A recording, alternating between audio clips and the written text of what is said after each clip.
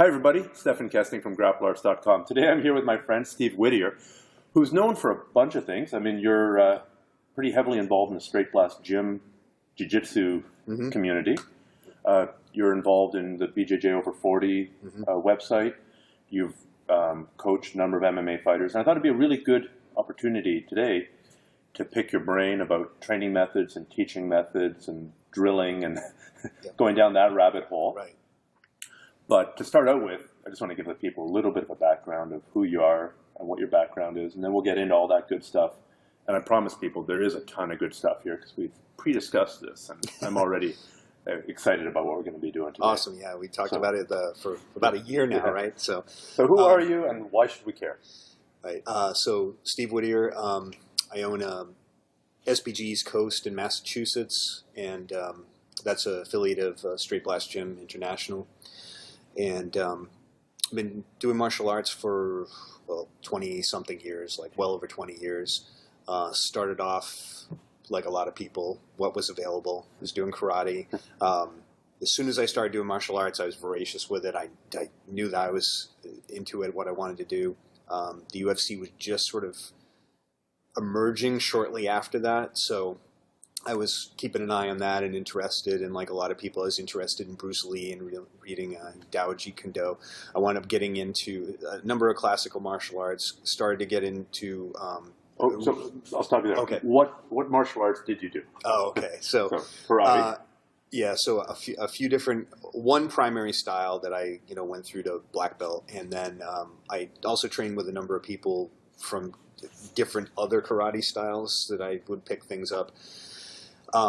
My dirty little secret was I actually was a live-in student at an Aikido place where I traveled across the country and like lived there for a summer, and had visions of being able to do like Steven Seagal stuff, like, because this is way back, first Above the Law, and I was kind of convinced, that you could if you were in a coma for 2 years and then came to in a hospital, then you'd be able to defeat a whole bunch of people attacking you. Exactly, because they will attack you in a sequence like that, one at a time, so you can hurl them through the air. Grab my wrist. Yeah. No, my other wrist. No, with the other hand. Exactly. With the fingers this way. Because everybody attacks you with a knife like this, right? And then I very quickly realized it's not like that. So, I just, the theory of it is great, but I realized quickly I wasn't into it. So I spent some time doing that. And then I really got into, I was interested in function. So I got into the Jeet Kune Do side, kickboxing, Filipino martial arts, kind of all the requisite stuff. So a little bit of original JKD concepts, through there. But what I was finding is that as I got into it, I was very into the theory of the JKD material, but what was coming out when I was actually testing it in a live environment was it would be either basically kickboxing, kickboxing, or grappling of some sort. And that was kind of like pre-MMA. And so then I was coming to these conclusions that my interests were lying beyond the curriculum that I was learning. So, I had a good coach and everything, but it was still kind of tied to the old curriculum. So I was really getting into function, and that's when I started to pay attention to Matt Thornton, who felt like, with that, he's one of my best friends in the world now. But at the time, I saw a thing in Black Belt Magazine, and somebody had it, and I took a look, and then I wound up saying, this sounds interesting, functional JKD, I'll get that. And then I checked it out, and I felt like he was having a conversation with me. And lo and behold, as I've talked to other SBG coaches in the organization, came from all different areas of martial arts and everything. We all had kind of that, the first generation of us, we all had that same same phenomenon where we're already thinking these things, and then we got this guy who's kind of who's actually saying it out loud. Yeah, he's saying it out loud, kind of brash way, and so gravitated, in that direction. So that was years ago. At the same time, and just to be clear, what was he saying out loud? Because not everybody. So that's right. That's right. So we were talking about that. So Matt coined the term, which sometimes people still to this day, that's nothing new. He coined the term aliveness. And as he said over and over again, he coined the term, he didn't invent the concept. Aliveness was always there. And basically, in a nutshell, aliveness refers to the fact that once you've gotten past the pure rote learning of a technique in any area of martial arts, not just Brazilian Jiu-Jitsu, but in any area, then it has to be alive, which means if it's going to be functional. And aliveness means energy, not crystals and levitating energy, but resistance of some degree from an opponent. Doesn't mean full resistance necessarily. Doesn't mean just full sparring. So you're trying to do something to somebody and they're not trying to let you do it without resistance. Exactly. So there's some degree of resistance or energy, motion, and timing. And so motion would be realistic movement that you would do, not scripted, right? Realistic movement you would do in a real life situation, whether it's self-defense, sport, MMA, whatever. It would be realistic. It's not in a pattern. And again, timing, not in a pattern. So a lot of times if you're doing a preset drill, like an energy drill, there's various examples of that. Some people will come up with variables to throw into the drill. But if the drill is still in a pattern, the variables, it isn't timing. So that's not to be confused with timing. Timing would be, again, the type of timing you would get from a real person who, if you have an objective, they have a counter objective. And then you have something that looks like a sport or a fight or something like that. So one of the common... Can you think of an example in another sport? Aliveness training? Sure. So if you are trying to do a play in basketball, for instance, right? So you would be going down the floor, say you're the point guard, and now you actually have somebody who's trying to not only block you from moving, they're trying to knock the ball out, take over the play, steal the ball from you, and you've got to negotiate your way around them. You've got to be able to fake them out. You've got to be able to protect the ball. You've got to be able to look for the pass, not have the pass stolen by another player or by the guy who's guarding you. Or you need to be able to shoot while he's got his hand in your face. And a dead drill or a dead pattern would be basically running plays. Point guard, kata number one. Yes, exactly. And so there's a lot of space in between, like a kata and some of the drills, because in some of the drills that are actually dead drills, like Chisao or something like that, people would say, we're touching each other and there's movement there, and then if I break the pattern and all of a sudden come around with a strike or something, see, there's timing, but it's still always compartmentalized within the pattern. And in a lot of cases, if you did those types of drills, which at a certain time we thought were cool because that's what we had available to us in a certain range of inside fighting and creating connection and attachment and striking and things like that. There's a certain point where you and another person familiar with the drill could close your eyes and do it, which in a demo looks great because people who aren't educated be like, holy shit, they're both going with both hands, or in some cases with weapons, they both have sticks and they're going. But if you can close your eyes, then it's not fighting. Unless you're actually talking about jiu-jitsu or something where there's total attachment. But if you're talking about now you throw strikes in and there's a little distance between you and you're not attached with a grappling situation, then something's fishy, right? So, yeah, I could go on, but I think people probably get the idea. So anyway, in terms of my background, we started to go in that direction. And I guess the moral of the story, so digress one more time and come back. So the moral of the story of that is, if you want to get the benefits of a drill that is dead, then it's very simple how to do that. Instead of doing the dead drill and being attached and indoctrinated to a certain way of training because somebody before you and somebody before them who respected each other and is a master of wholesome, instead of going by agenda, you go by reality.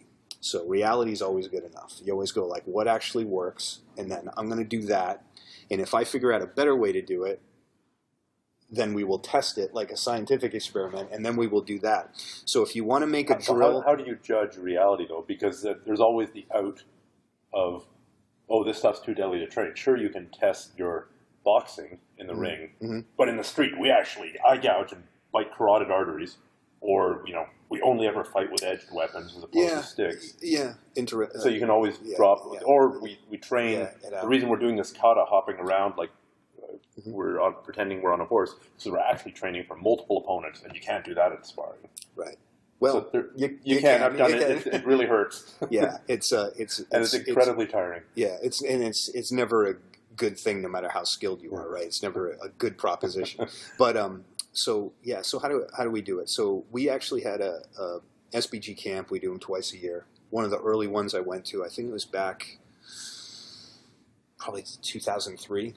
It's a long time ago. And the theme of the camp was actually self-defense. So we would, we had some striking sections and some, kind of vale tudo sections and stuff. But one of the things we did with Jiu-Jitsu, which is where back when, Horian Grayson was writing for magazines and everything and getting into the whole, street debate and why Jiu-Jitsu is the best. And he was selling the Gracie brand, right? But he was also making some very good points at the time. And there were a lot of people coming out and naysaying his position and trying to say why, their style. And again, it's all agenda, right? But so let's figure it out, right? So we would actually do some drills over the course of the camp to prove what we already knew from our own experience, but we did it with the whole camp, which was, we actually had some guys bring glasses and stuff like that and say, okay, from this position, right, I'm trying to hold guard, and you can now not only try and pass my guard, but you can, hit me, not full steam, we're trying to knock anybody's teeth, but you'd know if you're getting hit repeatedly that would be bad, right? Hit me, poke me in the eye, grab my nuts, right? Okay, so we work up, and so what happened is, what we already knew is that the people with the superior delivery system, the people who had the most skill, that spent a little bit of time being familiar with how to defend those lines of attack, were no problem. Again, I've always said it doesn't take a whole lot of getting punched in the face for you, if you're skilled at jiu-jitsu, to figure out that you have to modify your jiu-jitsu. Like, okay, maybe this kind of putting your hands behind your head and lying back so that nobody can get a grip of your sleeves isn't a good idea in a exactly. And then the other side of it is pretty simple. If you have more skill, your tendency to be able to achieve a dominant position is higher too. And at that point, if your whole game for defense is based on street tactics, so I'm going to grab your nuts, or I'm going to bite you while you have a underhook sit out, top position or mount or something like that. The person on top has got way more options. Yes, and now you've just pissed off the person who's on top. So now all of a sudden they start dropping elbows and they poke you in the eye, and it's very easy to do the experiments, which were part of that camp, where we say, okay, so, I cross sides or something, and now you're going to try and bite me in the rib. Well, guess what? Now I'm going to do horrific things to you, which you're not in a position to be able to defend. So it's almost like, why would you give that person the idea that, oh, by the way, okay, well, I'm going to bite you now. I'm going to bite your face. Yeah.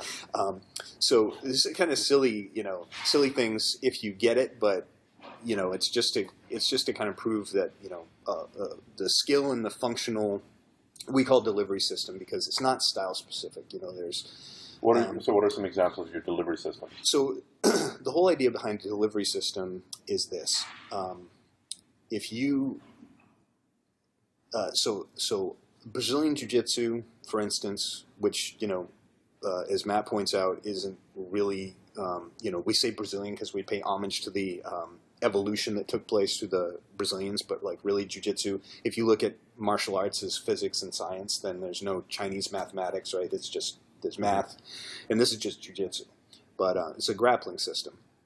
They helps distinguish it from the more dead forms of jiu-jitsu. Yeah, exactly. Of grab my wrist and There's a thing there, but it's just so. I only say that because we want to. When we talk about delivery systems, we're kind of removing the investments of style.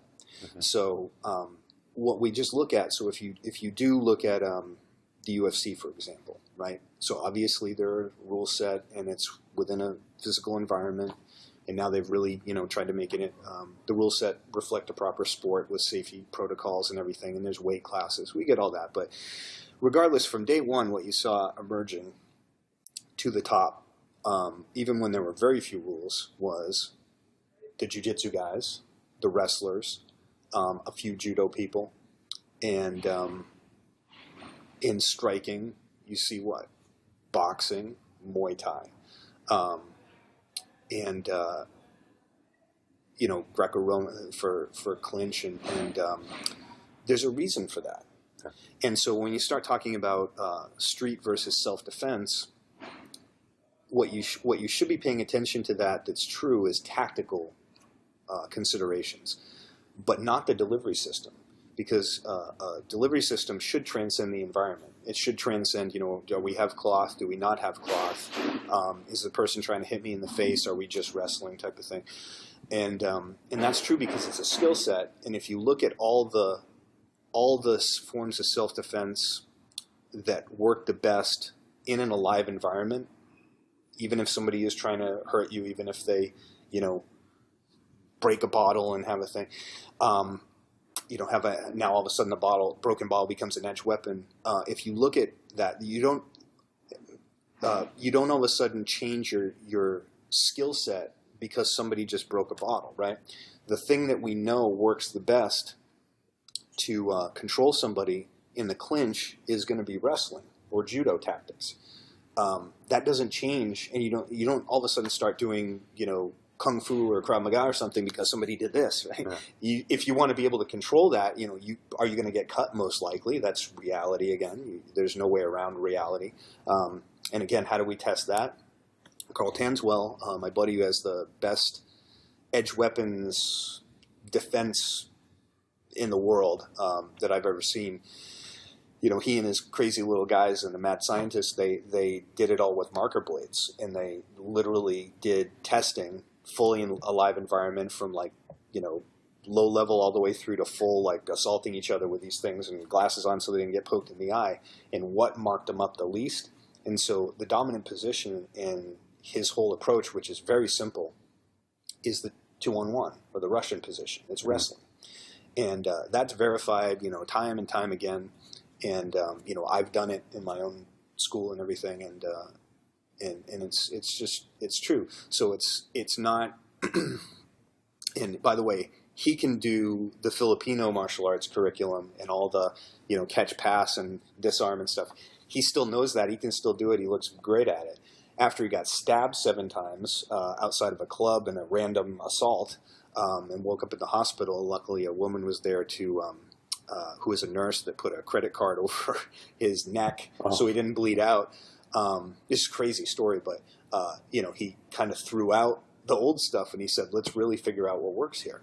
And he came up with a stab program, Survival Tactics Against the Blade. It's awesome. And he's the first one to tell you this is a zero-sum game. There's no good knife defense. If you're empty-handed and somebody has a knife, you're looking to survive, and the whole assumption of it is that you're probably already getting cut before you realize you're in a knife fight, right? But if you don't have a gun or something like that, and this person's already on you, which a lot of people statistically think they're getting hit before they realize they're being stabbed, then this is the best, most verified thing that we found that will give you a chance to survive that, walk away. And it's wrestling. It's not catch, pass, all that stuff. It's very simple. Couple of control positions that are derived from wrestling and Greco. So I can't remember where I was before that, but I think you were talking about delivery system. Delivery system. So the idea of delivery system. Transcending the. I'll give you an example that we've used for years. So if you take a couple of guys like cavemen, primitive, and they have no access to any type of fighting training, haven't seen it in media or anything like that, and you throw them together, they'll start off just clubbing each other, looking for a stick or a stone or something to bash each other over the head. They're going to start doing just ugly brawling, and then it will look like two guys that are untrained outside of a club or something like that. And then if they keep doing it, it's going to evolve into something that looks like boxing eventually, because that's a functional delivery system. Because you will figure out pretty quickly it's good to hit and bad to get hit. Mm-hmm. So you're going to start seeing the posture change. You're going to start seeing things with footwork. You're going to see the hands go from down here to up here to here. Then and historically, how did we get to like beautiful kung fu forms? I'll give you my personal thing. Is, where people are hopping around. Again, I believe that's where, for all this stuff, I could name specific names, but I won't. But just you and I. Just you and I. But so I've personally trained with guys that are famous in their art, and what I would consider to be primarily dead arts, but like they're famous. And in one case in particular, I can think of a legendary fighter in his style that had challenge matches and everything that are apparently verified. I wasn't there myself because it was well before me, but then teaches an almost entirely dead pattern curriculum. And so it made me think about that question, and I believe it's what happens when we try and systematize something. Because, if this person is good at this particular field of combat and actually like did it for real against people that, in a situation where you could potentially wind up dead and, retired some people, then why does it now look like this? Because that was obviously alive. This is so. So probably the answer was just, this person did this a ton, was just naturally incredibly, quick and practiced this thing and was faster and a little more skilled than the other people. And then everybody said, teach me. So he goes, okay, well, how do I do this? Okay, well, I'm going to turn this into a, 13 count pattern. I'm going to do these dead drills. And so as things become systematized, I think that's where the issue comes up, that we have classical styles. It's not that the techniques are necessarily invalid. In my own training, like in striking, I'm pulling out stuff that I learned from classical martial arts years ago in live sparring against good guys and pulling it off. Like you see one of our SBG stablemates, like Conor McGregor, rising to ascendancy in the UFC right now, and he's doing like Taekwondo techniques and sometimes like, doing some crazy blocks and stuff like that. And he does it, but what you should take away from that isn't the validation of all of a sudden the guy who's doing this type of thing going like, see, I just saw freeze frame the camera. I just saw my technique. See, it does work because Conor McGregor did it or something. It's not the technique is invalid. It's the delivery system and the alive training methods that you're using or not using that's going to determine, to some degree, the athlete, right? But largely, it's just going to be how are you delivering that technique, and when are you delivering it? What's your timing? What's your execution? If it's coming from this classical style that's detraining you to be able to do that in a live environment, then it won't work. Well, this is something that Dan Santo has spoken about. That there's the techniques, mm-hmm. the sidekick, the armbar, the whatever. Right. There's your techniques that make up a style. There are the training methods that make up a style, mm-hmm. and there are the training equipment that makes up a style. Yep. If you and I were practicing our jiu-jitsu, but we were only out on pavement, mm-hmm. our jiu-jitsu would look quite different. I guarantee you, I would not be pulling guard ever if I had a choice. Mm-hmm. I've gotten been stupid enough. I went through a phase of doing jiu-jitsu mostly on carpet because mm-hmm. that's all I had. Right. And the amount of rug burns I had. People would look at me and were thinking I was having some pretty wild sex at the time. Covered in rug burns everywhere. And as it turns out, that wasn't the case. It was really, honest honey, it was training at the tiny little club. But, boxing without gloves would look very different, mm-hmm. and does look very different when you go to smaller gloves mm-hmm. and bare knuckle. It does. That changes. Yep. So, there's the techniques, the training methods, and the training equipment to some extent. And it sounds like we're really talking about the training. You could have a totally valid technique, mm-hmm. but how do you train it? Right. So that's really what we've been talking about. Right, exactly. Method. But even in those conditions where it would look different, so that's where you talk about the tactics are dictated by environment, but the delivery system remains the same. Right. So that what's functional is functional. So again, I took the striking example. If you take a grappling example, two guys completely untrained, no knowledge, have never seen anything around wrestling, jiu-jitsu, or anything like that, and you task them with like wrestle each other, right? They start wrestling each other to exhaustion. They do that every single day. Eventually, you're going to see something evolve. It isn't a style. We're not talking judo, sambo, newaza and judo, sambo, Brazilian jiu-jitsu. You're going to start to just see something that looks like Brazilian jiu-jitsu, by which I mean not a discrete, idiosyncratic style, but just this science of moving on the ground. People are going to evolve towards that because it's going to take place in an alive environment. It's not going to take place through a curriculum that's being handed down. How long till they evolve to something like Jeff Glover or the Sakurabas who are doing things from outer space? Probably about as long as it's taken for that to happen. Yeah. Right. So, yeah, you see these little explosions of plateau busters throughout time, Bruce Lee was one, sure. But he wasn't the first. It's just, his place in culture because of his stature and his kind of access to media, he was so charismatic too. And quite frankly, a lot of his philosophy was co-opted from other sources and everything, but he put it out in a unique way that was very controversial at the time. So that was like one plateau busting, and then we've got other ones that. Well, the Gracie's arriving, and the Gracie's, yeah, Gracie in action / UFC, yep. Certainly. And with SBG and everything, I think the whole aliveness thing was another ripple effect that was,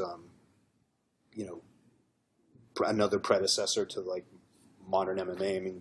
We were doing MMA when it was still Vale Tudo, before the MMA term existed, but pretty much all the stuff that people are talking about now with integrating everything was pre that happening in the UFC. Like back when it was still style versus style, essentially, in a showcase for Gracie Jiu-Jitsu. So I was back in. I guess I never finished my background, so I was back in Massachusetts, and I had a really good place to learn jiu-jitsu, so I'm a black belt under Roberto Maia, who's kind of the godfather, not kind of, he was the godfather of jiu-jitsu in New England. He was the guy that brought real Brazilian jiu-jitsu there, and has some very good guys I came up training with, like Kenny Florian. I spent a lot of time with John Frankel, guy a lot of people haven't heard of unless you're from there, but he's kind of like our New England John Donaher, which is Pat Barbieri. Bunch of good training partners. So I was doing that for years now. I've been working with I'm a Sigatong trainer in Muay Thai. I've been working, private lessons and training with Mark Delagrati for many years. So I had all this going on, and I kind of look at it. SBG is kind of like the glue that binds everything because. I had everything I needed kind of in terms of training, but the approach to combat arts and, how we distill down information and the networking I had with the other coaches and everything has been really influential, to me. And we've all contributed pieces to that puzzle, and we continue to evolve and keep trying to make things, more and more efficient as we go. Well, why don't we pivot on that and get more into the training methods? Sure. And why don't we start with a distinction that you've made and other people have made, the distinction between fundamentals and basics. Yes. Mm-hmm. Okay, so yeah, we were talking about that before. So I have this conversation a lot in like my 40-plus series, and I've talked about it.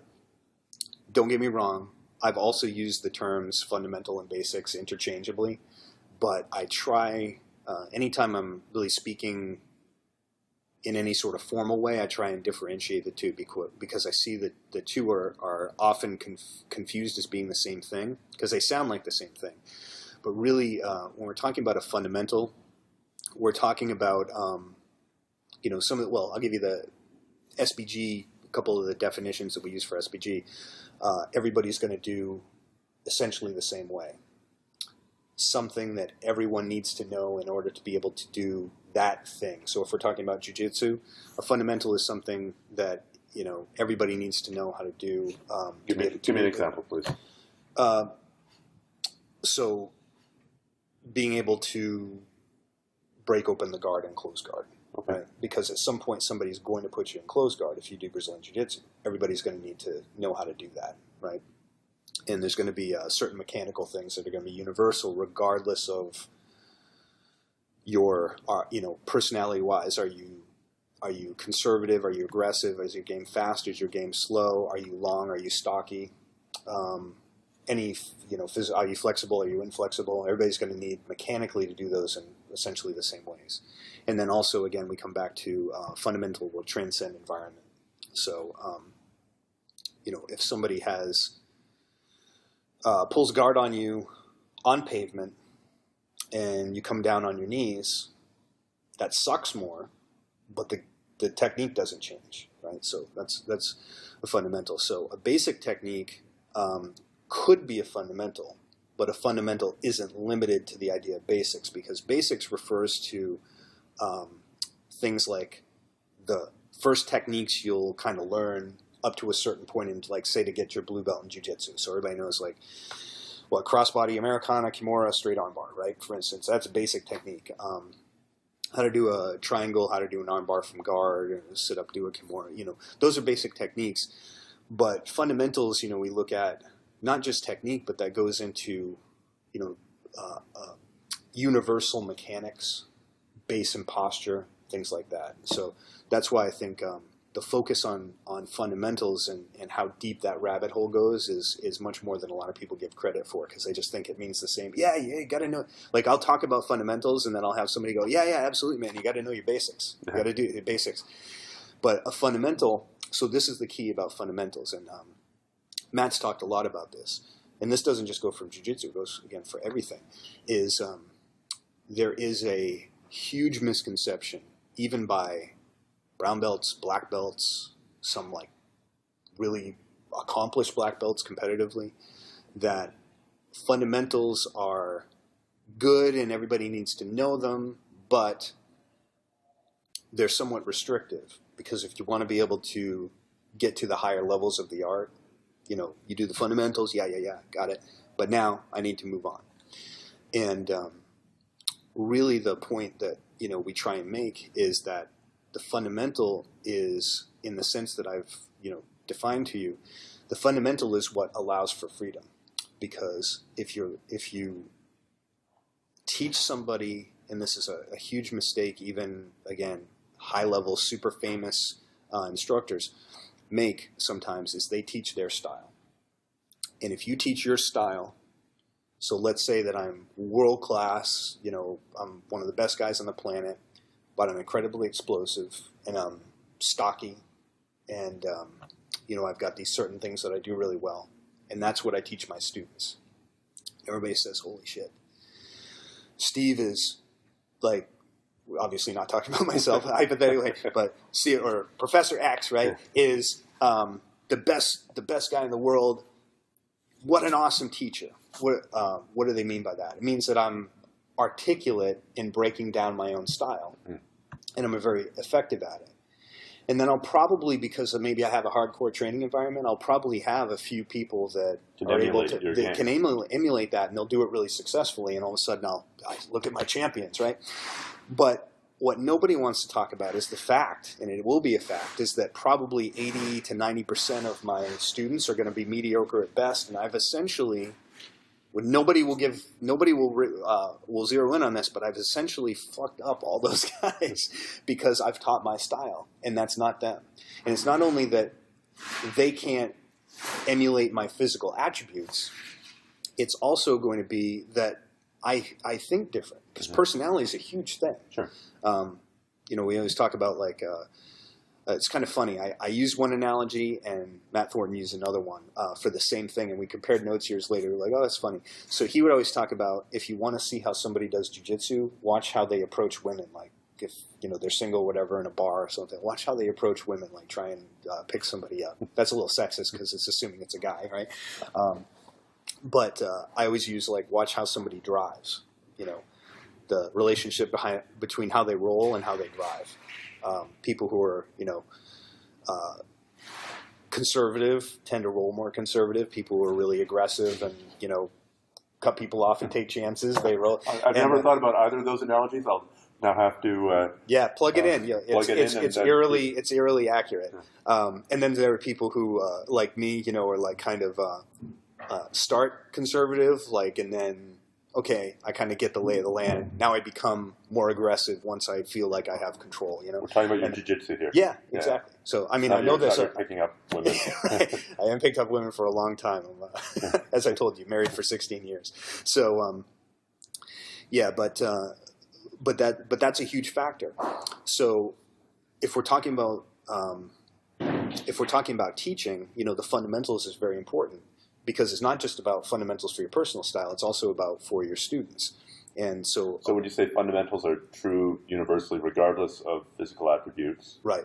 So in other words, if you teach only or primarily fundamentals, that doesn't mean that that's all everybody in your school or your academy will do.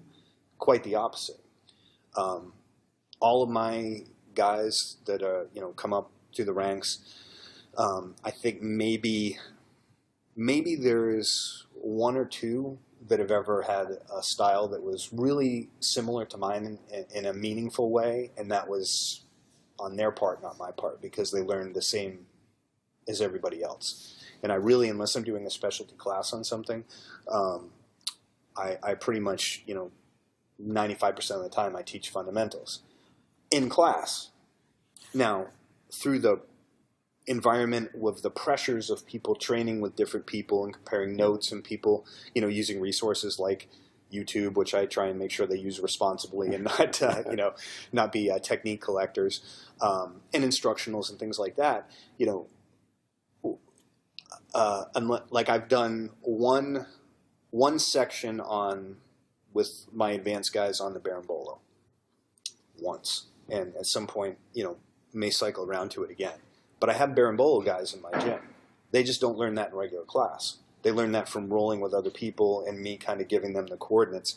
Now, what I will do if I see somebody whose tendency tends to be towards a certain game, because that's how their body likes to move, is I'll give them some possibilities now.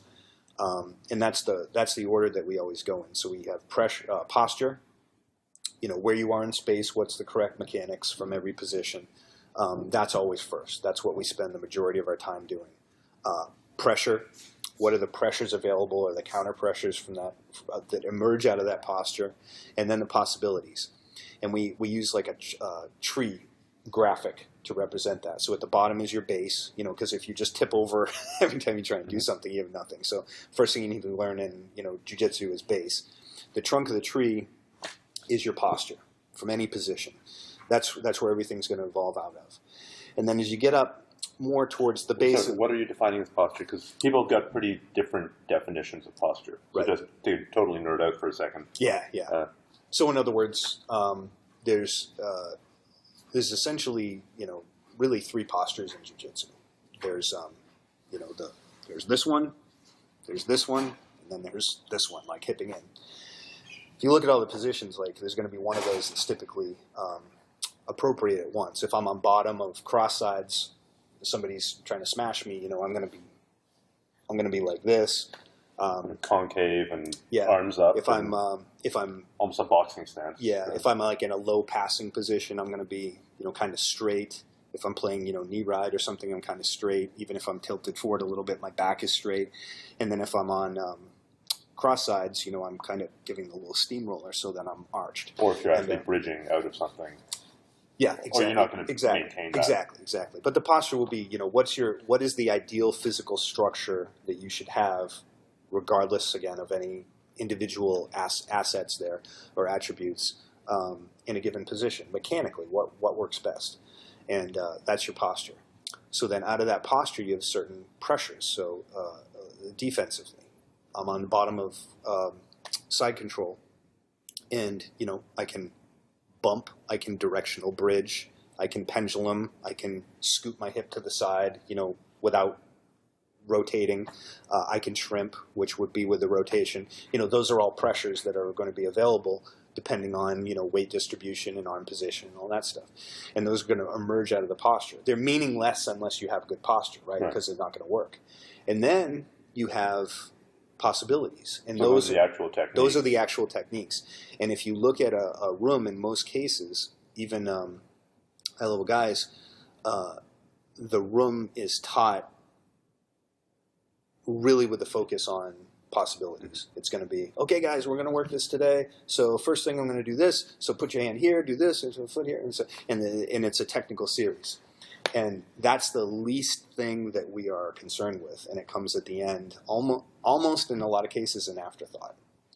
So if I want to teach, but how do you train that? If you're focusing on step 1 and 2, yeah. So how do you train that? So we have a few stages of the training method. One is introduction, and that's the only part that's dead because, again, we want to make sure that the rote movement is there. People need to understand perfect form, or as close to perfect as they can get it, and they're objective with the technique. So there is a stage of dead repetition, right, where you just have to do that. But that doesn't take. So this might be bridging in the air, just for somebody who's completely new to the sport. Yeah, bridging in the air, and even if somebody's on top of you, so hand position. Can I do it without resistance, properly, technically, correctly? Okay, cool. So that typically, if we're talking about a given movement like that, that should take no more than like 5 minutes for the room to get it. If there's a few more steps, typically I'll never teach more than like 3 pieces at once. So, maybe we break that up into 2 things, but in the, two pieces, and then they put it together. But that's like 5-10 minutes max. And then we go into isolation, and that's where aliveness enters the picture. And isolation is the bridge that basically takes the theory and the practice, like the idea of it, the dead repetition, and the live application, and they bring them together. And we liken that to like the dial on like the volume dial. So low level of resistance to begin with, and then we turn the dial up, and if it gets to a point where if I can do it technically correctly against subjectively like 30% resistance, then we go to 40. And what happens is then it's not the typical situation of, okay, we do dead reps for 40 minutes or something like that, and then we spar. Then we go spar, right? Because what happens is, you may not even arrive at what you did in class that day in sparring. Especially if you go with somebody who has your number in a certain position or is a high level or something like that. You never get a chance to do it. Or maybe you get one chance and you blew it and then it's over, right? So, every single class we're getting a lot of reps in, but not just rote repetition against a cooperative partner. We're starting off low and then getting up to a point where now you know exactly in the learning curve like where you hit your plateau, where you hit the challenge. It's like at 70%. Now all of a sudden I have trouble. I'm making some sort of mistake, or I'm behind on my timing and everything, and you can really zero in diagnostically and address that there. Well, this requires a fairly skilled training partner. Somebody could actually not go straight to 11. Yeah, I mean, we train people from day one. So, in my very first intro class, there's no sparring, but very, very quickly as people get through that, because we want them to really know. Kind of like the fundamentals that will get you going, and to some extent like the basic techniques. But that's a short period for most people, and then they're into class where now they're doing isolation training as well. Where now the thing about isolation training though is a lot of people say, oh yeah, we do that too, but they only do it as positional sparring. We actually have it broken out into 5 different types of drills, which have infinite amount of like permutations that you can do, and some fit certain types of situations better than others.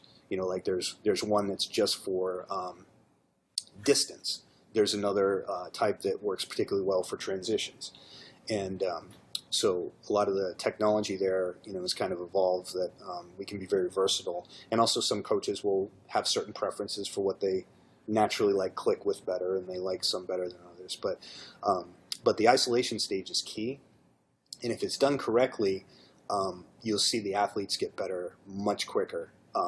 Not just who's the most athletic in the room, because like I said, even the situation we have like Joe, world-class world-class competitor who's the teacher teaching his or her own style, and they have a few people that they point to as their proof positive, but those people are probably genetic outliers anyway that live on the mat and they're studs. They're going to get good just by virtue of rolling. If they spar, they're going to be good. You know, if we stuck them on a football field or something and they played football, they're going to be good at football, you know, like, because they're an athlete.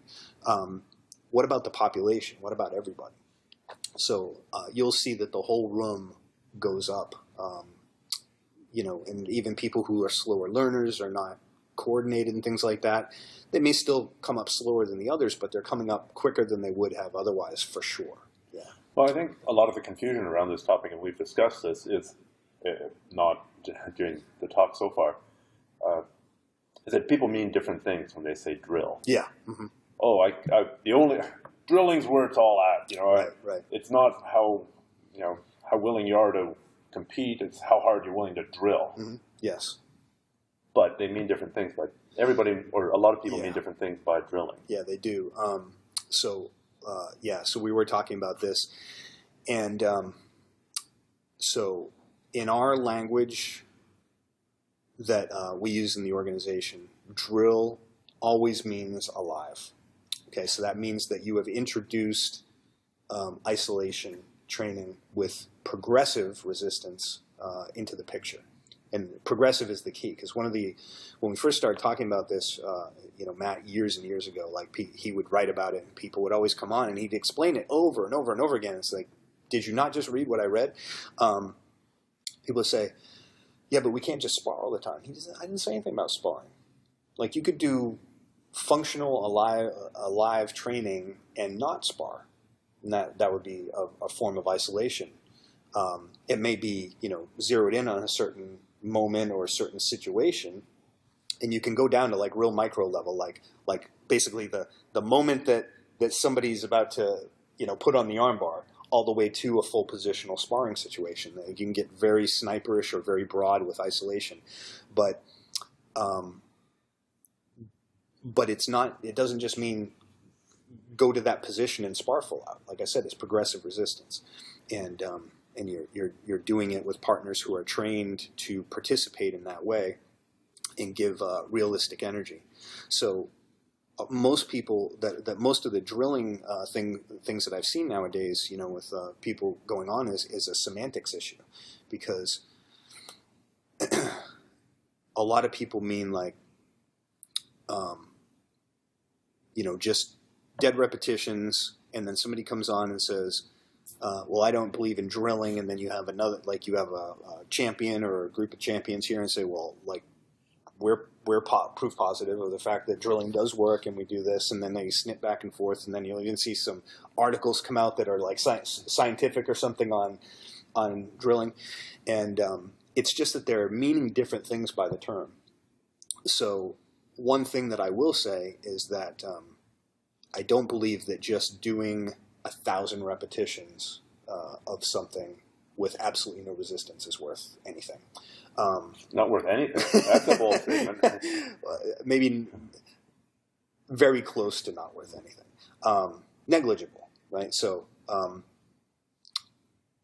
it's just, they talk about neural pathways and everything. I understand that, but if you look at evolution, there are certain criteria for that, and there's going to be adaptability built into it.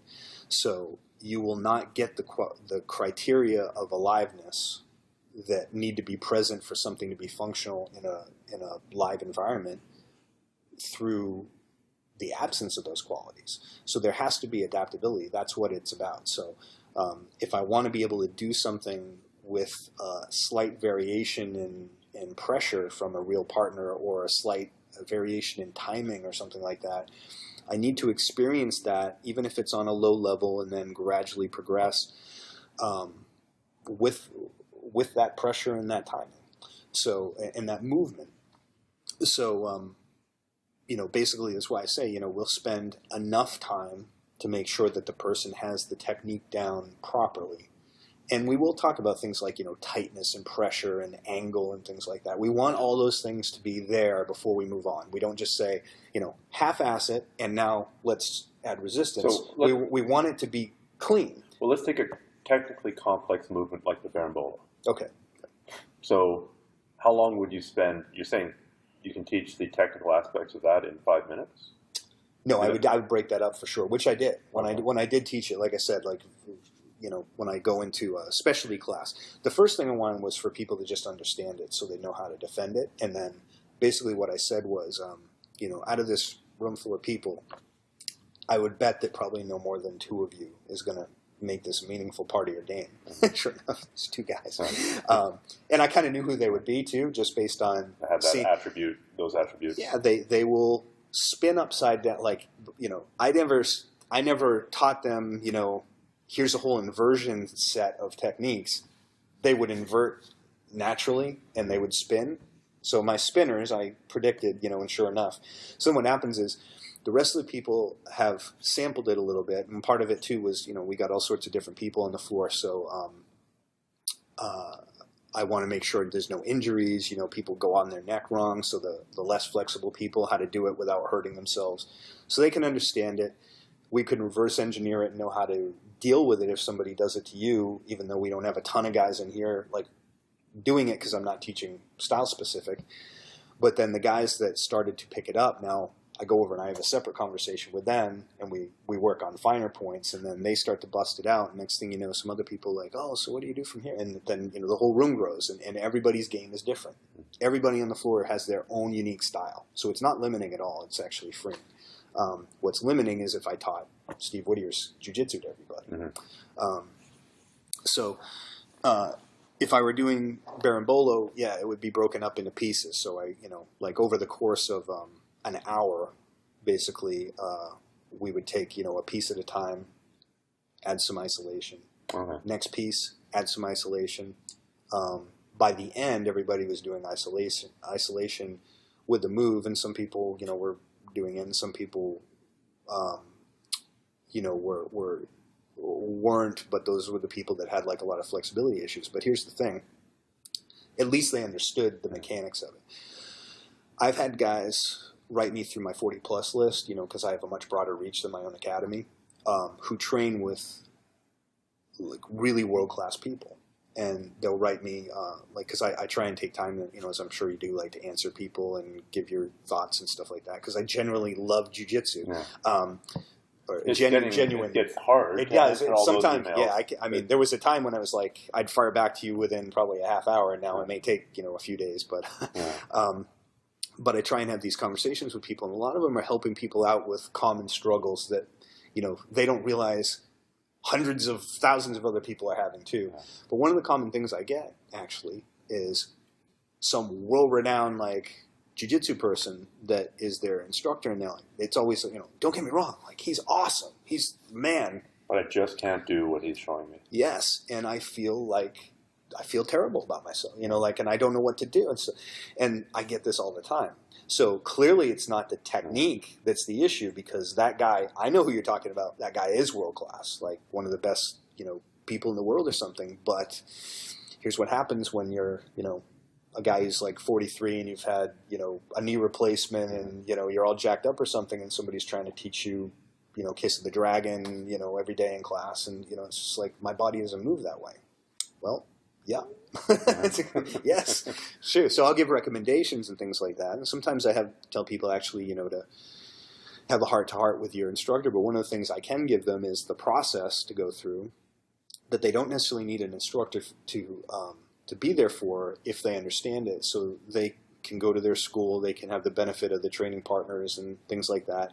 Maybe have if you feel like you're hurting yourself or it's just not working for you or something, you have a conversation with the instructor about modifying some of your movements, but then you find somebody who's a good partner for you and you put in some work outside, whether it's grabbing somebody during an open mat or I used to do, take the folding mats and go to my friend's house and move the coffee table and roll them out, and we just put in some work on that process that will bring you along, so you're basically doing some supplemental extracurricular. but you do this. And, I've had people do that successfully, come back and report to me and say, oh, it's made a big difference, focusing on the fundamentals. So then, is that your advice to people who are over 40? It depends. Well, let's talk about this over 40 business. Okay. You are over 40? Yes. Okay. Well, you've established your bona fides. And I'm assuming your ability to pull stuff off physically has changed over the years, and your ability to recover from exercise has changed? Yeah. I mean, in a lot of ways,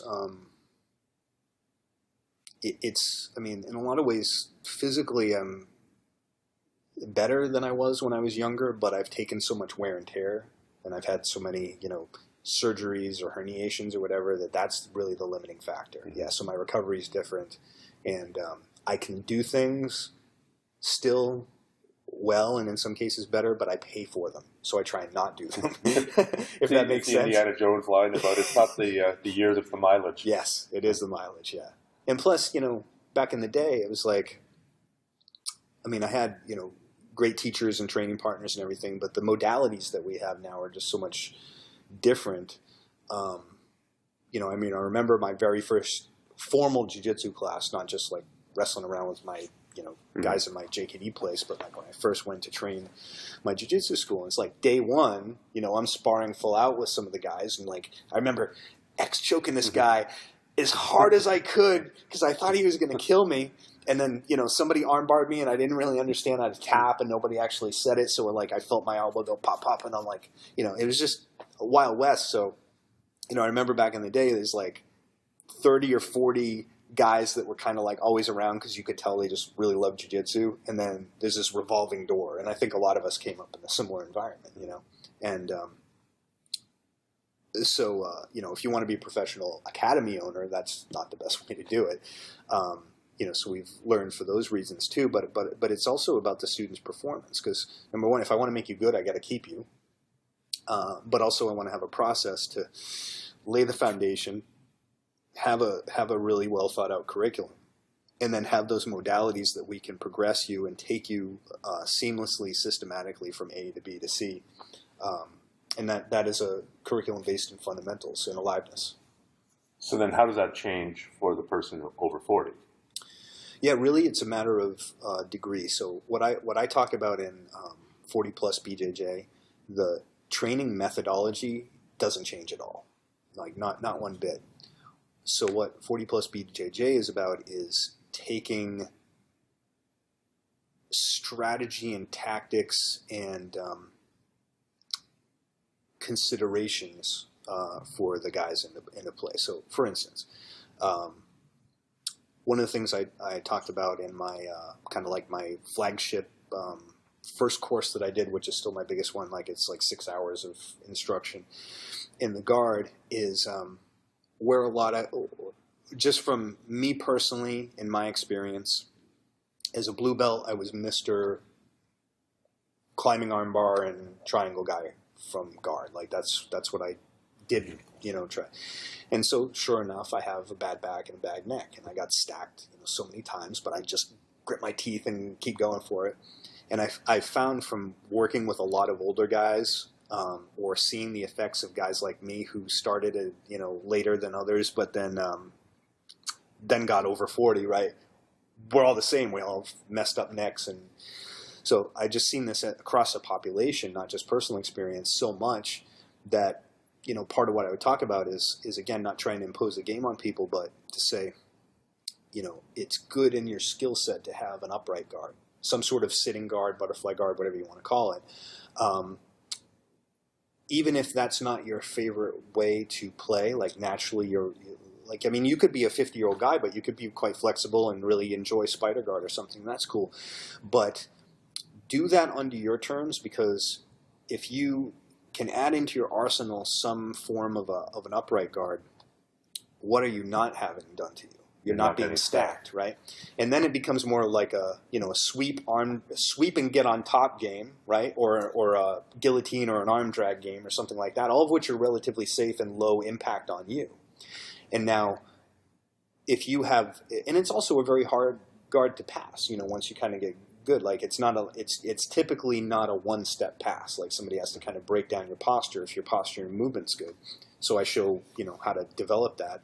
And even if you like playing off your back and you like spider guard and De La Riva guard, whatever works for you, figure out how to do that under your terms. So you're not starting on your back necessarily all the time, and now somebody's crushing you from there, like the younger, faster, bigger, stronger, prototypical, mat rat guy who just lives on the mat where, sees you and you've got a purple belt on and he's a blue belt and he's like, yoked out and super athletic and he's trying to kill you and he doesn't realize it's like taking 45 grams of nitro super pumped now with 5 times more caffeine. Right. And he doesn't realize that you're going to be on painkillers all day yesterday, all day tomorrow, at work.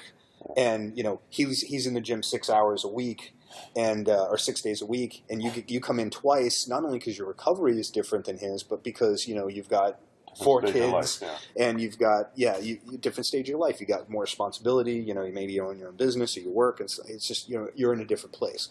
And, so, do I want the first thing I do, like if I've got a bad neck or something like that, to play a game that's going to facilitate having a worse neck that will then put me out. So strategically, I'll talk about, for instance, here's one thing you can do. Develop this so that you start maybe sitting, develop the skill set to get the grips you want, and then you go to your back, pulling an angle under your own terms with your foot placement all lined up and everything. And now you can play that game without just starting there and getting smashed, So that would be one example of strategic things. And then a lot of it too is just applying this whole idea of so what's good for the good for the goose is good for the gander. Like applying some of the principles of the fundamentals and the philosophy behind it to make the training more efficient in some ways, which isn't a slam. You say, oh, my technique is better than your instructor's technique, but what I do well is disseminate and distill down techniques, all these, all the possibilities and the branches down into the posture pressure thing and make the position simpler. Like, what do you really need to know? What makes the engine run in this position? And you can figure out a lot of the particulars yourself. Like, I'll show you some as examples, but really here's the core root nuts and bolts you need for that part of the delivery system. Well, I mean, it's sadly, it's true that there are a lot of really, really, really skilled people out there who can't teach their way out of a paper bag because they spend all this time working on their jiu-jitsu skills and not on their teaching methods. Right. So, actually, I'll give you another piece because you just reminded me of this. So another distinction, we talked about fundamentals and basics. And we talked about the difference between just like high rep static drilling and alive drilling, which, by the way, I think a lot of the the top camps right now, like for high level IBJJF competitors and stuff like that, they're producing, they may not use the exact same language we have, but like when you hear them talk and defending drilling, it's not just high rep static drilling. They're using protocols that are very similar, if not the same as what we're doing. Most notably positional sparring. Yeah, but also or guided sparring or flow sparring, things like that. But they're all forms of isolation training. So that's what I'm saying. Like, it's not. I've seen quite a few of the examples of what these guys are doing, and even if they had their secret little sequence and transitional drill. Another distinction was that I think is interesting, because a lot of people don't think of this, is the difference between teaching and coaching. Teaching is about presentation, coaching is about performance, and a lot of times people conflate the two as well. So again, if I go back to let's say I'm that Professor X, like super high level, a lot of people will go, man, not only is he the best in the world or whatever, but or one of the best guys in the world, but what a great teacher. And again, that a lot of times means, as I look at it, as objectively as possible, because I don't have any skin in the game. Somebody's good, like I can learn from anybody, right? But if I look at through the lens of the coaching technology that, we've developed, which I think is excellent. And, we've really, seen it across broad populations. We've got, high level athletes, but we've also got, soccer moms and, all that, the hobbyists and things like that, everybody getting better. A lot of these things when I see people talk about, oh, what a great coach or a great teacher, what it really means is they're very, very articulate at presenting techniques that, again, are technical sequences where they're teaching, a style that won't work for anybody or teaching their style. So presentation-wise, yeah, like A+, they speak well, they're engaging, they're funny, they get the whole room like pumped up and everything. So there's a great benefit to that. To me, though, that's like if you take out the teaching your own style part, which will sabotage a lot of your students, that's the perfect person to teach, that foundations level or fundamentals level curriculum in your academy. When it comes to performance coaching, that's not who I want. And quite frankly, if somebody comes up who, through like our process or something, they could be a purple belt with a timer and a stopwatch or something like that, with a really good idea of like the tree that I gave you and how to do the I method, the intro, isolation, integration, which integration is rolling or sparring or whatever. And they're really good command of that. I could have a purple belt probably run a better performance coaching class than the high level guy that if you give people the choice, it'd be like freaking crazy. Like, Professor X, he's the man, right?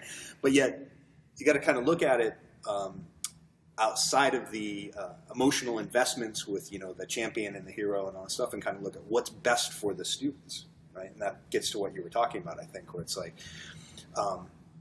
maybe they can teach their way out of a paper bag. They can teach their style and stuff, but can they coach, right?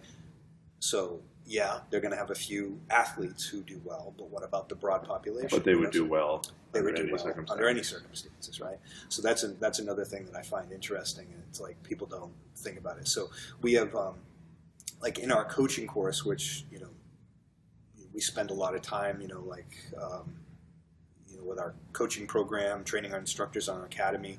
I know you had my good friend Adam Singer on and everything. Like, we'll get together. Like Matt will run, coaching university, where we have in the room we've got Adam, me, a bunch of people who train multiple UFC fighters. Adam's got UFC world champion under his banner and everything.